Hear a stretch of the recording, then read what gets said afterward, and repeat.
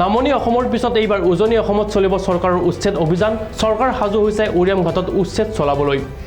সংবাদমেলত মুখ্যমন্ত্ৰী ডক্টৰ হিমন্ত বিশ্ব শৰ্মাই ভিডিঅ' ফুটেজ প্ৰদৰ্শনেৰে প্ৰমাণ দিছিল বনাঞ্চল দখলৰ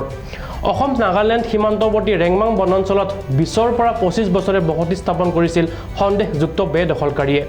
বিঘাই বিঘাই মাটিত ঘৰ বনাইছে খেতি কৰিছে সন্দেহযুক্ত বেদখলকাৰীয়ে হাল চেগুনৰ গছ কাটি হাজাৰ হাজাৰ তামোল গছ ৰোপণ কৰিছিল বনাঞ্চলৰ মাটিত উৰিয়াম ঘাটৰ বেদখলকাৰীৰ স্বীকাৰোক্তি যে তেওঁলোক নগাঁও মৰিগাঁও ধিং লাহৰিঘাট আদি ঠাইৰ পৰা অহা লোক কিন্তু সুদীৰ্ঘ সময়ছোৱাত তেওঁলোকে কেইবাখনো গাঁও সৃষ্টি কৰিলে সৰুপতাৰ সমষ্টিৰ অন্তৰ্গত উৰিয়াম ঘাটৰ অঞ্চলত বসতি স্থাপন কৰা বেদখলকাৰীৰ নাই ভোটাধিকাৰ তেওঁলোকে ভোটাধিকাৰ সাব্যস্ত কৰিবলৈ যাব লাগে নিজ গাঁৱৰ গৃহলৈ সমষ্টিৰ জনগঠনি সলনি কৰিবলৈ চেষ্টা এইসকল বেদখলকাৰীৰ সংবাদ মাধ্যমৰ আগত জনোৱা মতে তেওঁলোক গৃহহীন নহয় তেওঁলোকৰ আছে নিজা ঘৰ পৰিয়াল